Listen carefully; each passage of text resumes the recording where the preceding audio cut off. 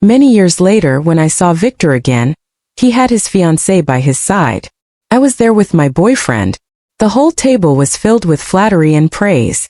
People complimented him and Miss Mu, saying they were a perfect match, handsome man, beautiful woman. Someone asked when the two would tie the knot. He said, "Next month." His tone was gentle, his expression tender. A rare moment of warmth. But as he lifted his hand almost unconsciously, he placed a peeled shrimp into my bowl. Chapter 1. For a second the air froze. All the cheerful chatter abruptly stopped. Every pair of eyes around the table turned toward me. Pfft. I let out a soft laugh. Oh, my bad. Seems like Miss Mu and I happen to wear the same color today. I stood up gracefully and, passing by Victor, placed the bowl with the shrimp in front of Lisa Mu. Lisa's cheeks flushed a deep red. The atmosphere turned lively again. Everyone started praising how considerate and gentle Victor was. Victor didn't speak anymore. I lowered my head and stayed silent. "Sophia, you should eat too," Marco said. He peeled a shrimp and placed it in my bowl. I picked up my chopsticks, just about to lift the shrimp. Victor suddenly let out a quiet scoff. His gaze fell on the top of my head. Silent. Dark. Just like the day we broke up. Chapter 2. I truly hadn't expected to run into Victor Han here. The Han family's businesses were all overseas. During all the years I was with Victor, he never once returned to China. His Chinese was even a bit clumsy.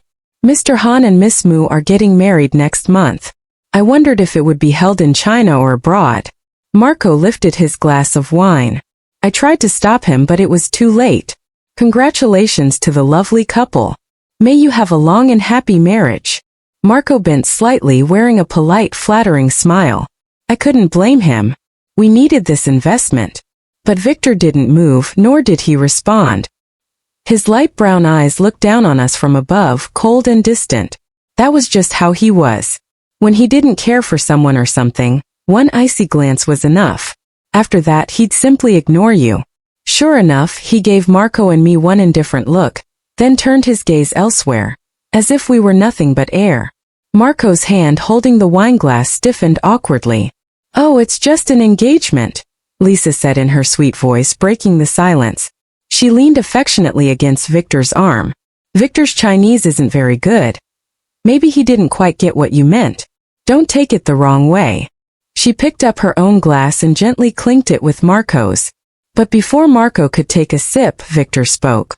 "And when are Miss Sophia and Mr. Marco planning to get married?" His pronunciation was perfect, each word sharp and deliberate. A question laced with mockery. Everyone at the table was shrewd enough to catch the hidden meaning in his tone. Silence fell again. A mix of curious and knowing gazes darted between Victor and me. I dug my nails into my palm, forcing a light, easy smile. "Soon," I said. Victor smiled too. He nodded slightly. "On the 6th of next month, Lisa and I are hosting our engagement party. You two are welcome to attend." Then he stood up crisply and turned to leave. "Wait!" Lisa hurried after him. My shoulders relaxed at once. I heard her speaking fluent French. "Are we going home already? Do you know Sophia?" Victor replied. "No, I don't." Chapter 3. You know Mr. Han? On the way back, Marco asked me the same question. I couldn't say no as decisively as Victor Han did. Just as I was trying to think of how to answer, Marco smacked his forehead. "Right, how could you possibly know him? You two aren't even from the same world." I lowered my eyes and smiled. True. Even after climbing upward with all my strength for 5 years, there was still an unbridgeable chasm between Victor and me. And even more so for the ugly duckling I used to be, mud-covered, stuck in the swamp. Yet when I was with him I didn't realize it. He was such a distant star. Chapter 4. I met Victor in Bordeaux during the grape harvest season. The summer sun was harsh and burning.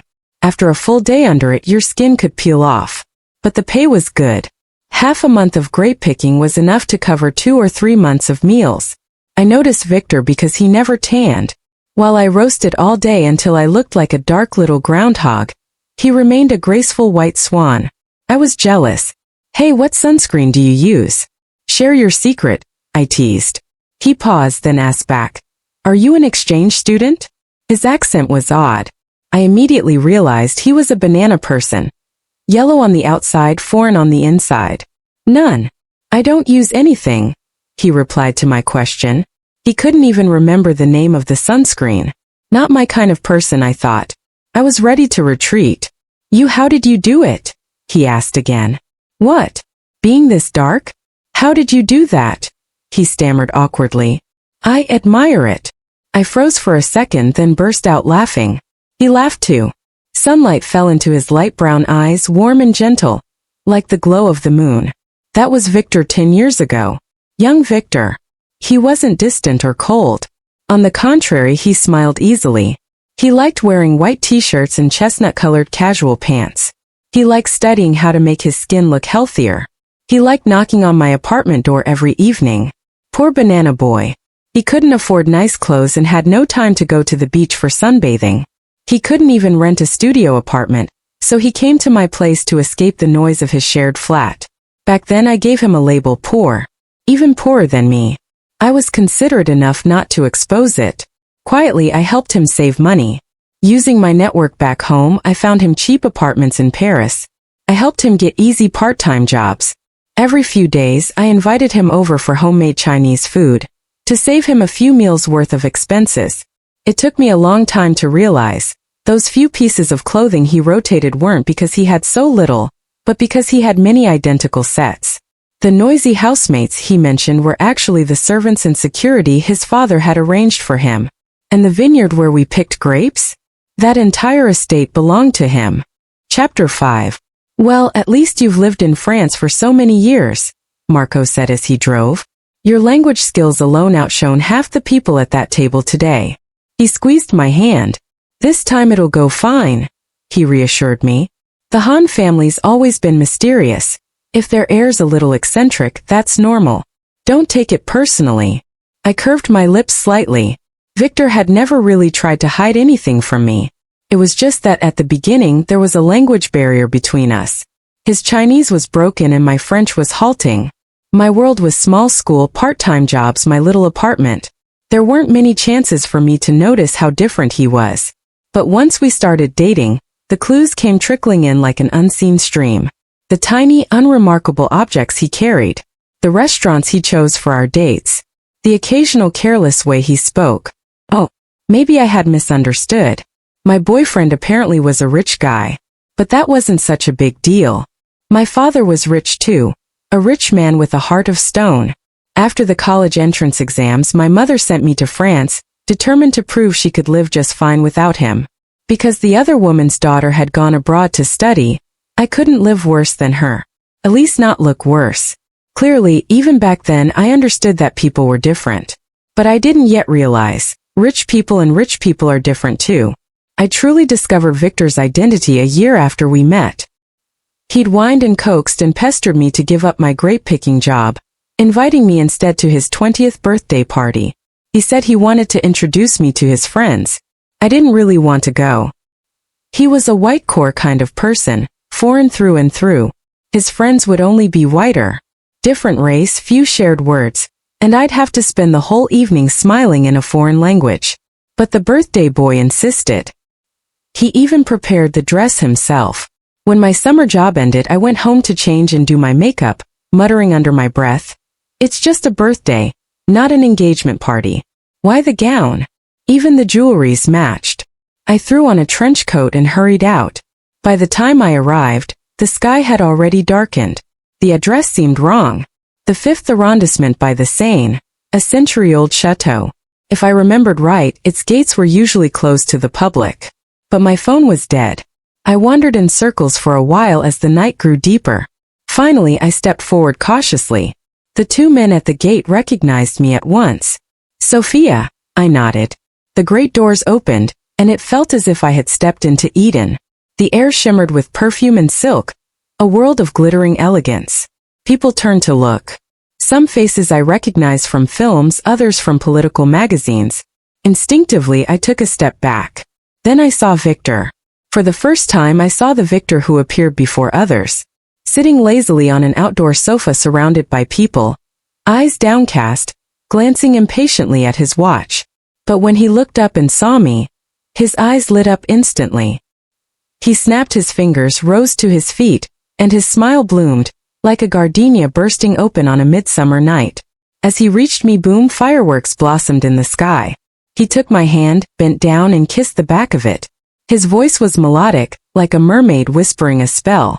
Welcome, my little princess. Chapter 6. Victor loved me. No doubt about it. Not just liked, he loved me. The passion of a young man burned like molten lava, growing hotter and fiercer with time. I was swept into a grand and dazzling dream, so vivid that even when I woke, I could still feel the heat of the magma lingering on my fingertips, even though in truth there was nothing left but cold. I set the diamond ring down on the table. It was the last thing left between Victor and me. That ring. It was our 3rd year together. A morning as ordinary as any other. He woke me with a string of soft, delicate kisses. When I opened my eyes, I saw a diamond the size of a dove's egg. Sophia, will you marry me? After 3 years together, his Chinese no longer carried a trace of an accent. Kneeling beside the bed, his eyes were so clear they seemed to shine through me. When you graduate, let's get married, okay? I threw my arms around his neck, smiling. Okay, I sighed. I picked up my phone. It didn't take long for the news to spread. Barely half an hour after the dinner party, information that had once been airtight was now flooding the internet. The only daughter of the Mu family to wed mysterious top-tier tycoon. Do those even still exist? A rundown of the hidden aristocratic families abroad. I clicked through the articles one by one. Not a single mention of the Han surname, let alone a photo. What a pity. My old phone had been smashed by Victor Han the day we broke up. And my computer, I never brought it back to China. After years of dating him, I didn't even have a single picture of Victor. Today, I hadn't dared to look at him for more than a second. But even without seeing, I could imagine. He and Miss Mu must look perfect together. My phone buzzed. Marco, Sophia. Marco was quiet. He had dropped me off downstairs earlier, and I could tell he'd been holding something back. Sophia, he finally said, taking a deep breath. No matter how this deal turns out, let's get married. I paused, then stood and walked to the window. The night outside was heavy and deep. Sorry, he rushed to say. That was impulsive. I shouldn't. Okay, I said softly. Really? He sounded thrilled. Then tomorrow we'll buy the rings. Saturday dinner with my parents. Sunday we'll visit your mom. Monday we'll go get the... My lips curved up, but only halfway. By the black car downstairs stood a shadowy figure. Skin still porcelain pale. A faint glow at his fingertips, the ember of a cigarette. When he lifted his head, his eyes found mine unerringly. Victor. Chapter 7. I pulled the curtains closed. Victor and I had fought before. Many times for all sorts of reasons. Because I joked with a male classmate in Chinese and he couldn't understand. Because he poured milk into the rice I cooked. Because one sunny afternoon he came to pick me up from class, only to find I'd skipped it to surprise him. But no matter what we fought about, it never lasted overnight. Certainly never like this, him waiting downstairs playing out some tragic drama. I put the diamond ring back in the drawer and locked it. Turned off the light. In the end, Marco and I didn't make it to the civil office on Monday. We didn't even make it to dinner with his parents that weekend. Victor's assistant had replied about the project. They were very interested, but the proposal needed revision.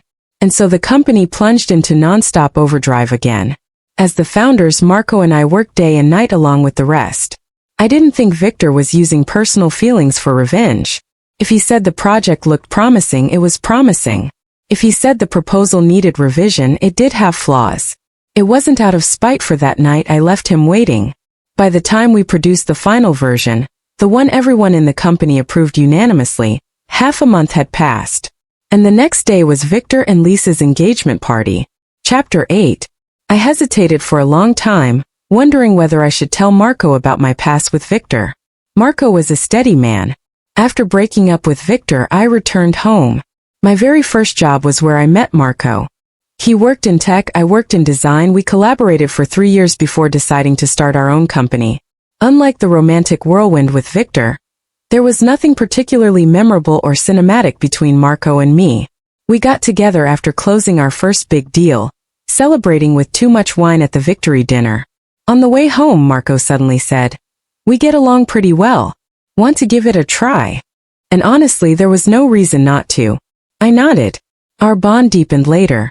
When my mother had a relapse and the hospital couldn't reach me, they called my company instead, and Marco went in my place. From that day, he knew about my family, my past.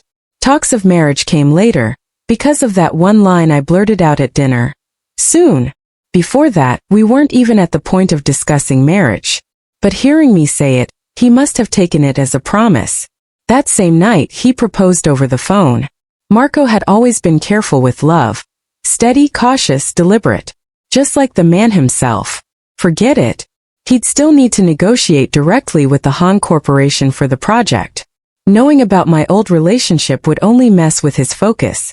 Victor had probably just returned to China for the engagement party with the Mu family anyway. He'd be gone in a few days. I closed Marco's chat window and opened my contacts.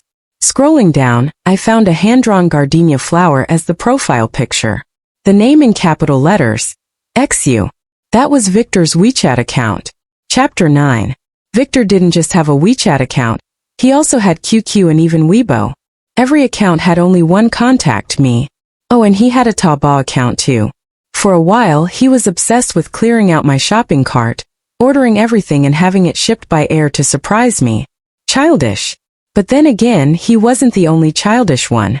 I never imagined we'd break up. After that birthday party, I began to enter his world.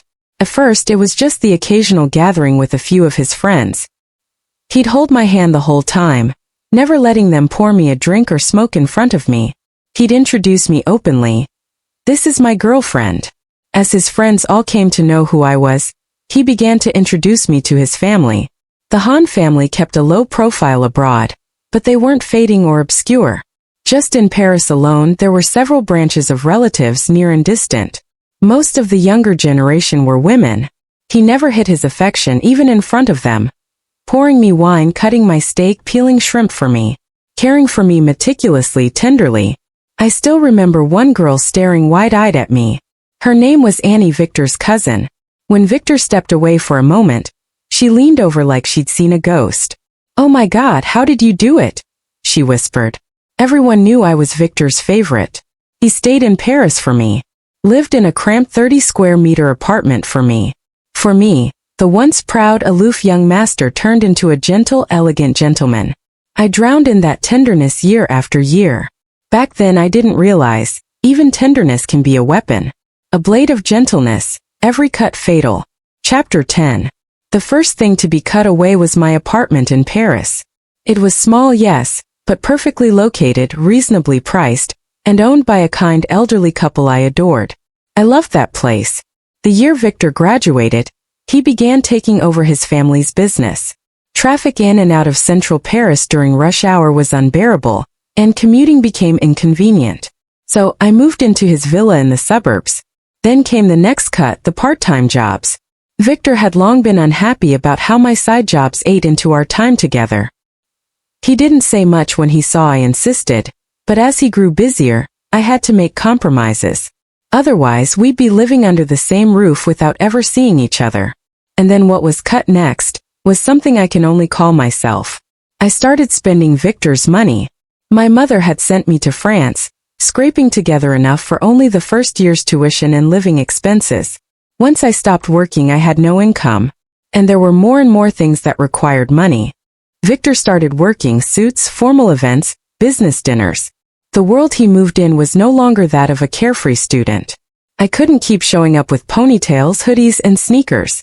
There were also the social obligations with his friends and family.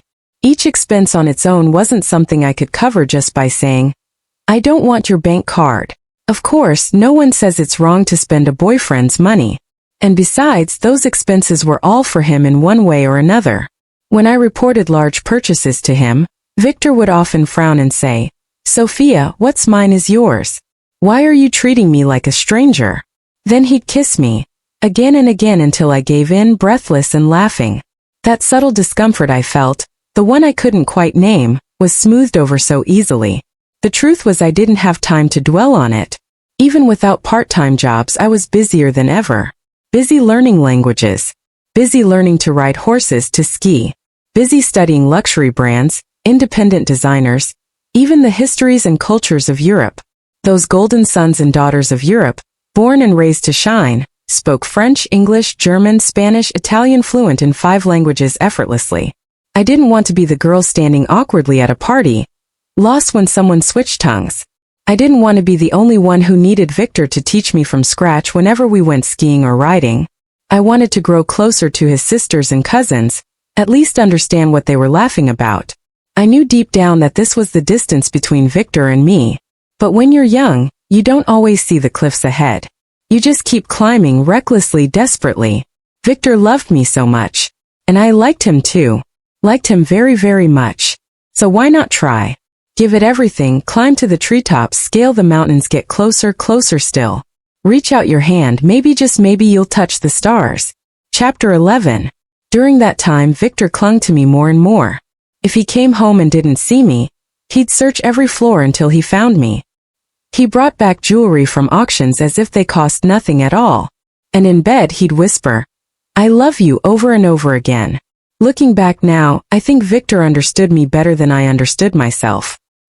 He must have already sensed it then, that one day I'd leave him. So before he went to the US for work, he asked more than once, "Sophia, come with me to America, okay?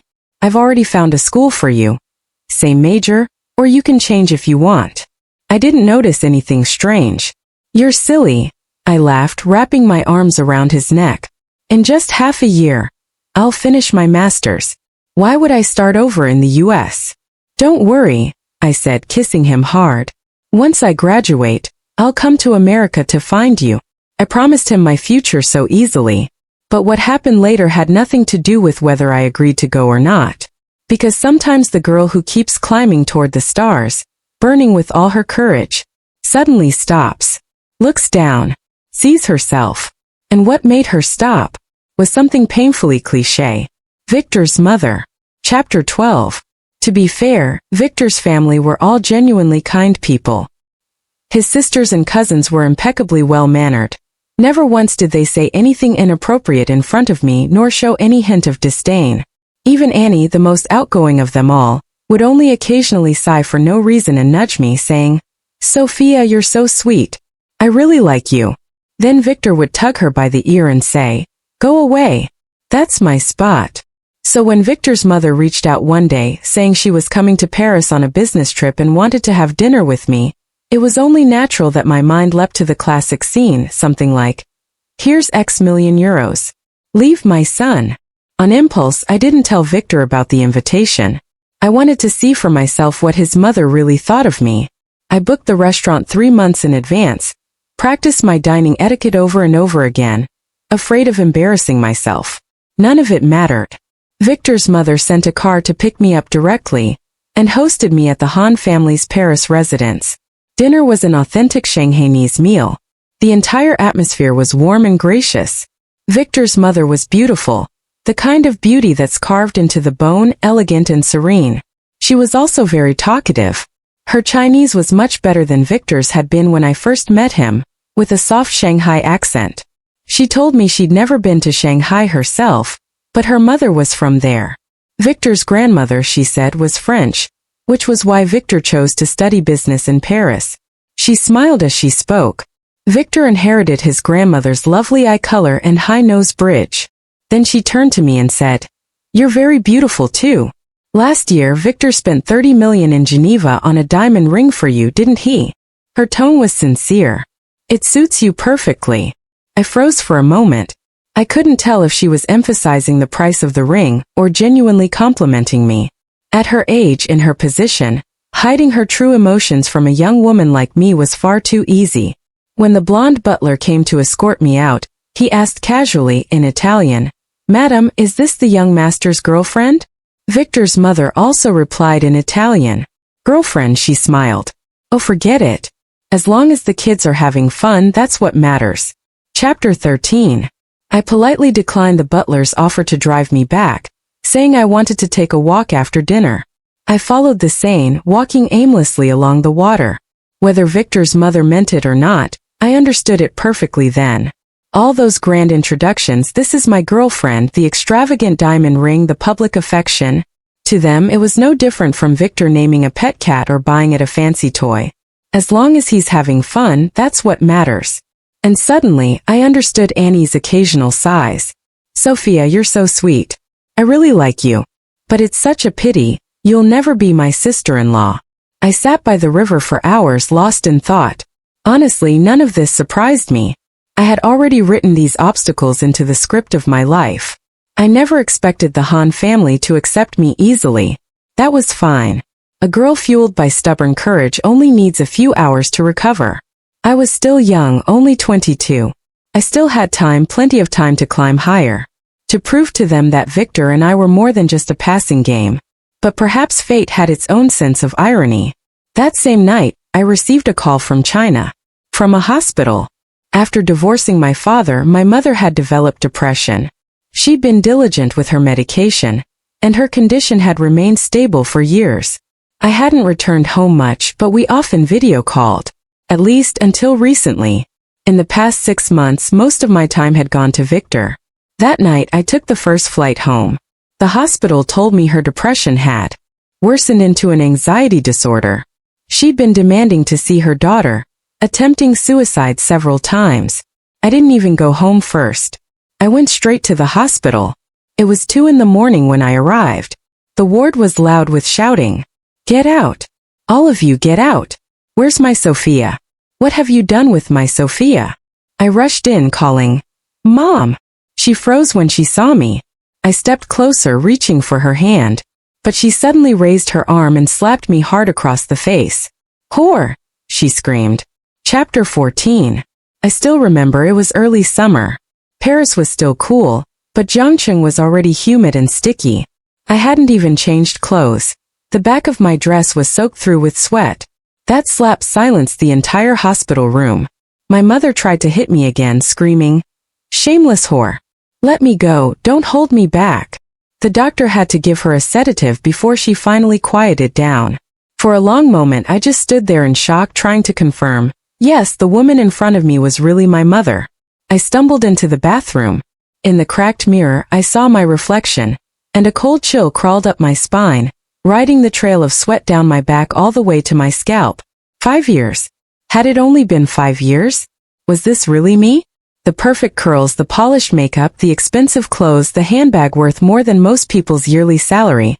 I knew someone like this. The woman my father kept. His mistress. I stumbled back, panic flooding me. My high heel pressed into my own foot and I fell. My phone hit the tile floor with a sharp crack. Victor's name flashed on the screen. My hands trembled as I hung up. I needed to calm down. Maybe if I just calmed down, everything would make sense again.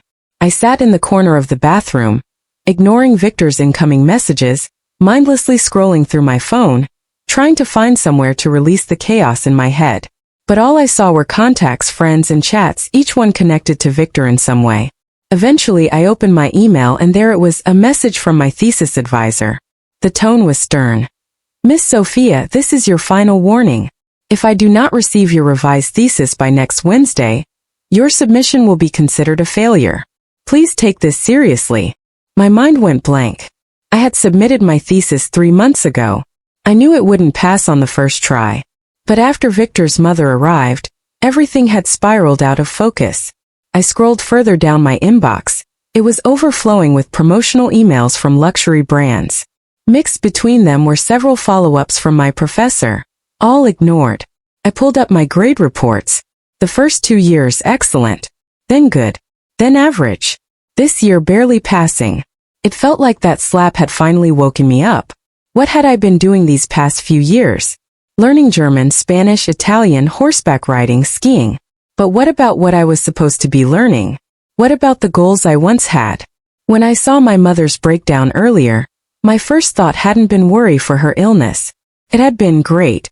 Now the Han family will never accept me. The absurdity hit me all at once, and tears started falling before I could stop them. I was still young, only 22, and yet I had already lost myself. Chapter 15. I broke up with Victor calmly. He flew back from France that very night to confront me. It didn't end well. He had always been an untamed young master, and I was his first love, the one who ended it. In the wreckage of that night, he kept asking me the same question. Was I not good enough? You don't want to go to America. You found someone better. Or were you just playing all along? No, none of that. I didn't know how to explain the storm inside me, the years it had taken to finally find myself again. So I said only this: I was just looking for someone I could work part-time with, eat simple meals with, sit in the sun with. Victor froze. His light brown eyes darkened, staring at me. But he had no more words. He kicked over the small garden table with a crash. Sophia, don't you dare regret this. I stayed silent, pulled my suitcase upright, and left without looking back. Chapter 16. I never tapped on that little gardenia icon. I logged out of WeChat, pulled back the curtain, and looked outside. That was the 15th night Victor had waited for me downstairs. Chapter 17. Early the next morning, Marco and I got ready to attend Victor's engagement banquet. The invitation had been sent to the company with both our names written on it. We prepared carefully. Before getting out of the car, Marco was still fixing his hair in the rearview mirror. If I mess up later, remind me, he said. He was a tech guy. In the past 2 years, he'd learned to drink and socialize. It hadn't been easy for him, but this kind of occasion was completely new. It's fine. I unfastened my seatbelt. Nothing will happen. We worked at a small, barely notable company. If Victor hadn't spoken rashly at that dinner, he never would have invited us. The people attending today were all big shots. Who would even bother to notice us? Thanks to all those banquets I'd attended with Victor before, I wasn't nervous at all. I calmly showed the invitation and was led inside. But the scene was different from what I expected. No violins. No champagne tower. No glittering gowns. The huge garden was empty. I glanced up at the sun. The invitation said noon, 12 o'clock. That was correct. This way, miss. This way, sir. They separated Marco and me. Even then, I didn't think much of it. After all, I had made things clear enough. I wouldn't avoid business interactions, but privately, I didn't want any more entanglements with Victor. Victor was no longer the passionate young man from 10 years ago. He had his pride and dignity. He hadn't clung to me 5 years ago. Why would he now? If the banquet were indoors, it wasn't unusual for men and women to sit separately before joining together. But when I followed the assistant-like person into a hall and the door opened, in front of the huge floor-to-ceiling window stood only Victor. Chapter 18. It's really hard to see you, he said. I stepped inside and the door closed behind me. Victor didn't turn around. His tone carried a hint of mockery. My eyes swept over his back and then dropped to the carpet. I sighed silently. Want something to drink? Victor turned toward the bar. Isn't today your engagement banquet? He poured some water. 8 o'clock tonight. It's not a real engagement, he suddenly added. The Mu family wants to expand overseas. We want to return to the domestic market. The engagement will be dissolved in a year. You don't have to explain that to me. Silence hung for a moment. Sorry, I said softly. I must have mixed up the time. I'll come back later.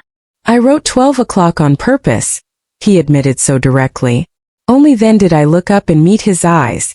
Half a month ago at that dinner, I hadn't dared to look at him. It had been too sudden. That afternoon after leaving his villa, I flew straight home and never contacted him again. Catching a glimpse of that familiar face again, and having to smile and flatter him, made my scalp tingle. He looked just as I imagined, even more composed and restrained. His presence was stronger than ever. The boy under the grapevine was long gone. Sophia, you still owe me something, Victor said finally, meeting my gaze. The light brown in his eyes carried a quiet intensity. I turned my eyes away. 5 years, 5 hours, what? Not enough. He had always been too gentle with me before. This sharp, veiled way of speaking, I wasn't used to it. My flight's at 10:30 tonight, I said. You're not coming back again, are you? I let my shoulders relax. Finally I gave in. All right. Chapter 19. When you're in love, there's always so much to say. I used to love praising Jiangcheng. I drew countless dreams for Victor. If you ever come to Jiangcheng, I'll take you to eat tofu pudding. If you ever come to Jiangcheng, I'll show you the gardenias in bloom. If you ever come to Jiangcheng, I'll take you across the Yangtze River, 100 times grander than the Seine. Victor and I went back to change clothes before meeting again on the streets of Jiangcheng. By late October, the gardenias were long gone. I first took him to eat some street food, then to the ferry. There were snacks on board. As soon as he sat down, he started peeling sunflower seeds for me.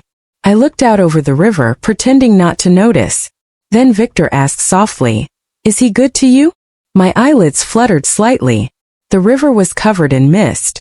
I knew it then. Back then our separation had been anything but graceful. We'd never sat down to say a proper goodbye. It had already been 5 years. We shouldn't be sitting together like this anymore. We worked together, right? Victor smiled faintly.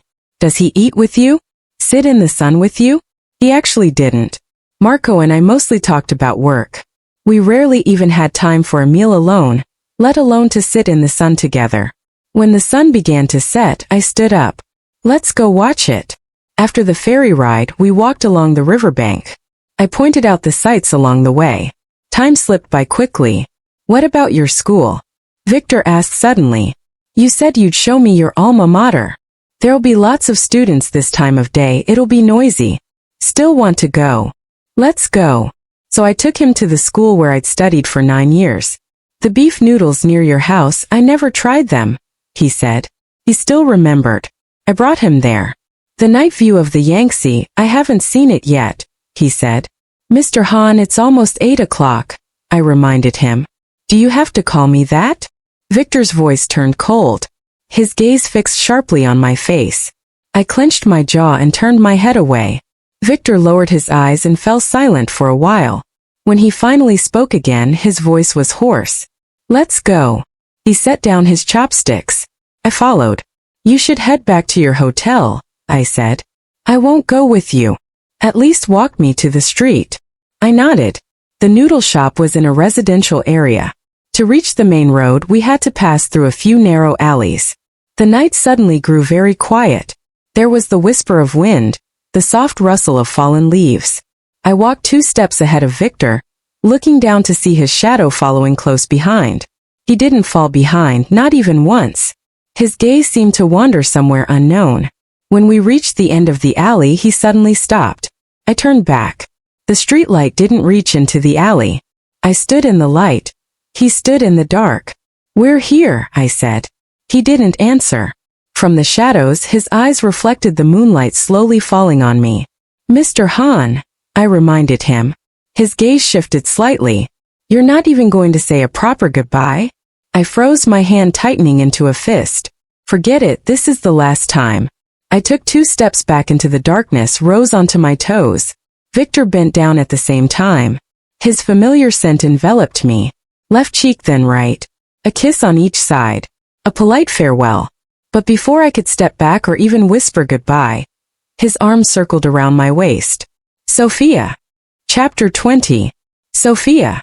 Victor pulled me into his arms, his face buried in my neck. Come back please, Sophia. Come back to me. I won't go to that engagement banquet, not for even a single minute. He held me tightly, his voice rough and trembling. I regret it. I never should have let you go 5 years ago. Come back. You can live wherever you want. France, America, China. It's all up to you. I came here this time just to find you. Come with me. And then what? I looked up at the moon hanging on the horizon. Then we'll be like before. Impossible. I said it calmly. How could it be impossible? Victor let go, his voice almost desperate. Those 2 years were so hard for you. That was my fault. You don't have to chase after me anymore. You just need to be your canary, I interrupted. There were so many things I had already figured out long ago. Back then, after coming back from the hospital in Paris, even before I broke up with Victor, I had already understood. A family with generations of accumulated power and wealth. How could I ever catch up to that? To reach for the stars was always a joke. Because beside the stars, there will only ever be other stars. Victor. For the first time, I asked the question I had buried for years. If I hadn't broken up with you back then, if it had been the year we graduated, would you really have married me? Victor's fingers tightened around mine. His face went pale. As I expected. Even Annie understood this. How could he not? Perhaps from the moment we met he already knew. He could never marry me. He couldn't marry me, but he could weave me a dream. He used his gentleness, his favoritism, his public displays of affection, his extravagant proposal, to weave a beautiful, dazzling illusion. He made me believe I might actually deserve to be his little princess, the one he would bend down to kiss. If not for that slap in the hospital, I might really have gone to America with him. And then, year after year, I would have turned into the very kind of person I once despised. And now I asked softly, even if I said yes, could you really marry me? He was the sole heir of the Han family. Even his engagement had a commercial purpose. If we waited long enough, waited until I shook my head. No, I don't want that. I wasn't born to be someone's wife. I want to be myself. After all, I said again what I once told him years ago. All I ever wanted was someone who'd eat with me, work with me, sit in the sun with me. Victor's eyes shimmered with tears. He couldn't say another word.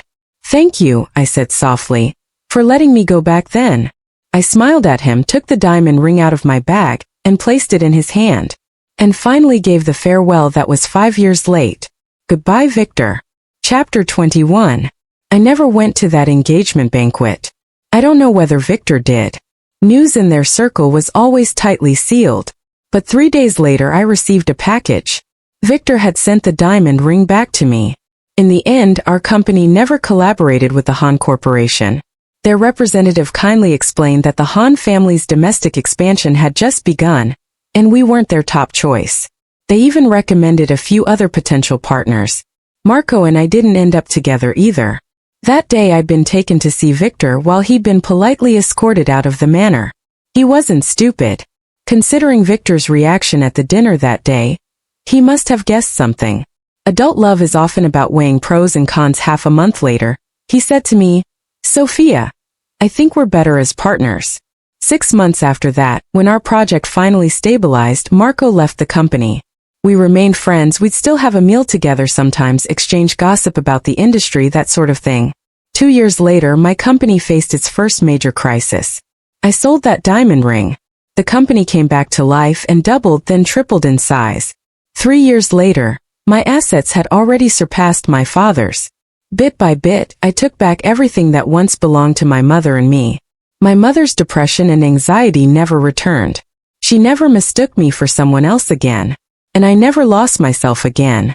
I knew who I was. I knew what I was doing. And I knew who I was meant to become. Chapter 22. I never saw Victor again. Not even a trace of news about him. Our mutual friends, those connected through that shattered phone, were long gone from my life. Another 5 years passed. I fell in love with my biggest business rival. After countless battles of wit and will, we decided it was better to fight under the same roof. On our wedding day, the sun shone brilliantly. By some absurd stroke of luck, the road ahead of the wedding cars was completely clear, as if someone had cleared the way for us. The entire journey was smooth and effortless. The wedding was lively and joyful. My family, my friends, my partners, everyone laughed and celebrated. My new husband was so drunk he was on the verge of throwing up.